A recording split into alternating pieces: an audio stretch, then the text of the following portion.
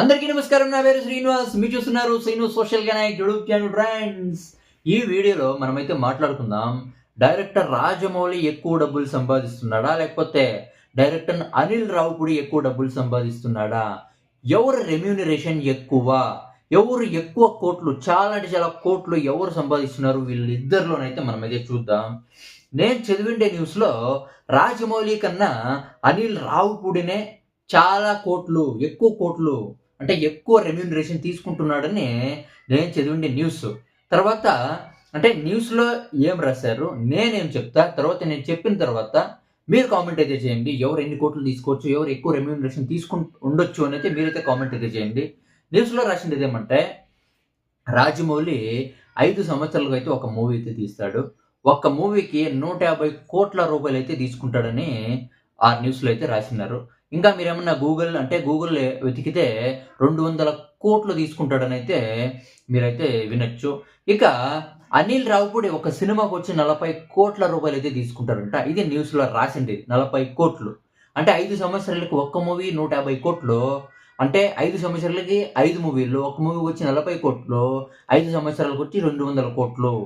అంటే రాజమౌళి 150 కోట్లు తీసుకుంటే అనిల్ రావిపూడి అంటే 200 కోట్లు అయితే తీసుకుంటున్నాడు. అంటే రాజమౌళి కన్నా 50 కోట్లు ఎక్కువ సంపాదిస్తున్నాడు, ఎక్కువ రెమ్యూనరేషన్ తీసుకుంటున్నాడు అని న్యూస్లో అయితే రాసింది. ఇప్పుడు నేను చెప్తున్నాను చూడండి, అనిల్ రావిపూడి క్రేజ్ అయితే ఉంది. కానీ అనిల్ రావిపూడి కంపేర్ చేస్తే రాజమౌళి క్రేజ్ ఎంత ఉందంటే ఒక 100 టైమ్స్ ఎక్కువ. 100 టైమ్స్ ఎక్కువనే మనం అయితే చేసుకోవచ్చు. దీంట్లో ఎలాంటి డౌట్ లేదు. ఒక ఆడియన్స్, ఏ ఆడియన్స్ అన్నా కానీ హీరోని చూసి సినిమాలు చూస్తారు, అవునా కదా? కానీ హీరోని కూడా చూడకుండా డైరెక్టర్ని చూసి సినిమాలు చూస్తున్నారు ఆడియన్స్ అంటే అది ఒక డైరెక్టర్ రాజమౌళి నుంచినే. ప్రపంచంలో ఏ ఇండియన్ హీరోకి లేనంత క్రేజ్ ఒక డైరెక్టర్ రాజమౌళికి అయితే ఉంది. మరి ఇండియాలో ఏ డైరెక్టర్కి లేనంత క్రేజ్ ప్రపంచంలో రాజమౌళికి అయితే ఉంది. ఇప్పుడు వారణాసి మూవీ అయితే రిలీజ్ అయితే అవుతుంది. వారణాసి మూవీ అంటే మహేష్ బాబు మన ఇండియాలో చాలా మందికి తెలుసు, కానీ రాజమౌళి ప్రపంచంలోనే తెలుసు. దీన్ని బట్టి తెలుస్తుంది క్రేజ్ ఎవరికి ఉంది, రాజమౌళికి అయితే ఉంది. చాలా మంది రాజమౌళి డైరెక్ట్ చేస్తున్నాడనే చాలా మంది చూస్తారు సినిమాలు. మహేష్ బాబు చేస్తారని కాదు. అంటే మహేష్ బాబు క్రేజ్ లేదంటే మహేష్ బాబుకి లెక్కలేనంత క్రేజ్ అయితే ఉంది. కానీ ఇప్పటివరకు అంత పెద్ద పాన్ ఇండియా మూవీస్ అయితే రాలేదు. కానీ లెక్కలేని అంటే కొన్ని పాన్ ఇండియా మూవీస్ తీసి ఆల్రెడీ ప్రూవ్ చేసుకున్నాడు కాబట్టి రాజమౌళి సినిమా తీస్తున్నాడంటే ప్రతి ఒక్కరూ చూస్తారు. అందుకే హీరోకి లేనంత క్రేజ్ రాజమౌళికి ఉంది కాబట్టి ఏ హీరో తీసుకోనంత రెమ్యూనరేషన్ రాజమౌళి తీసుకుంటాడు అనడంలో ఎలాంటి డౌట్ లేదు. అంటే ఇప్పుడు రాజమౌళి ఎన్ని కోట్లు తీసుకుంటాడంటే చాలామంది చెప్పేది ఏమంటే రాజమౌళి వాటా తీసుకుంటాడు. ఒక సినిమా 1000 కోట్లు దాటితే ఒక వాటా, ఒక సినిమా 2,000 కోట్లు దాటితే, 3,000 కోట్లు దాటితే అలా వాటా తీసుకుంటాడని అయితే చాలా మంది అయితే చెప్తా ఉన్నారు, అనుకుంటున్నారు. ఇది నిజమే ఉండొచ్చు. నాకు తెలిసి రాజమౌళి ఒక్క సినిమాకి వచ్చి 400 కోట్లు తీసుకుంటాడేమో అని అయితే నాకైతే అనిపిస్తుంది. ఎందుకంటే ఏ హీరోకి లేనంత రేంజ్ రాజమౌళికి ఉంది కాబట్టి అసలు రాజమౌళి సినిమా లేకపోతే ఏ హీరో కూడా పాన్ ఇండియా అయ్యేకి ఛాన్స్ లేదు ఇప్పుడు, అవునా కదా? ఇప్పుడు ప్రతి ఒక్కరు పాన్ ఇండియా మూవీస్ అయితే తీస్తున్నారు.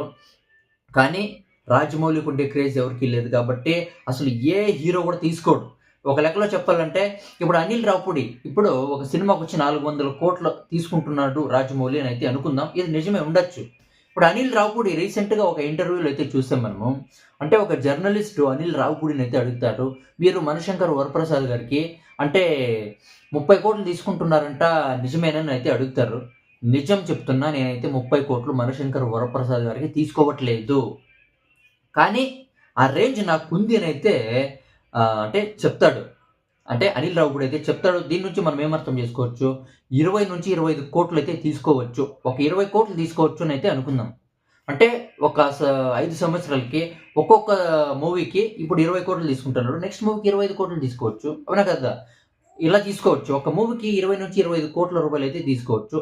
చాలా అంటే 30 కోట్లు అనుకోండి.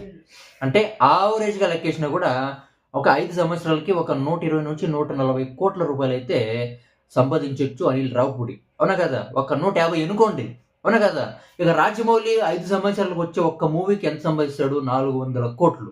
400 కోట్లు, ఇక్కడ అనిల్ రావిపూడి 150 కోట్లు. అంటే 250 కోట్లు అనిల్ రావిపూడి కన్నా రాజమౌళిని ఎక్కువ సంపాదిస్తాడు అని అయితే మనమైతే అనుకోవచ్చు. ఎందుకంటే వాళ్ళ క్రేజ్ కూడా విపరీతంగా డిఫరెన్స్గా ఉంది కదా, అవునా కదా. ఏ హీరో అన్నా, అంటే ఏ ఆడియన్స్ అయినా అనిల్ రావిపూడి సినిమా తీస్తున్నాడంటే హీరో ఎవరైనా చూస్తారు. కానీ రాజమౌళి సినిమా తీస్తున్నాడంటే హీరోని పక్కన పెట్టేసి సినిమాలు చూస్తారు. ఆడియన్స్ అంత క్రేజ్ ఉంది రాజమౌళికి, అవునా కదా. దీని నుంచి మనకు అర్థమవుతుంది ఈజీగా, అవునా కదా. అసలు రాజమౌళినే ఎక్కువ రెమ్యూనరేషన్, అంటే రాజమౌళిని ఎక్కువ సంపాదిస్తాడు అనిల్ రావిపూడి, ఇది అందరికీ తెలుసు. కానీ న్యూస్ వాళ్ళు ఎందుకు అలా రాశారు నాకైతే తెలీదు. అందరికీ ఈజీగా తెలుస్తుంది, అవునా కదా. ఇక దీని గురించి మీరేమనుకుంటారు కామెంట్ అయితే చేయండి. By by.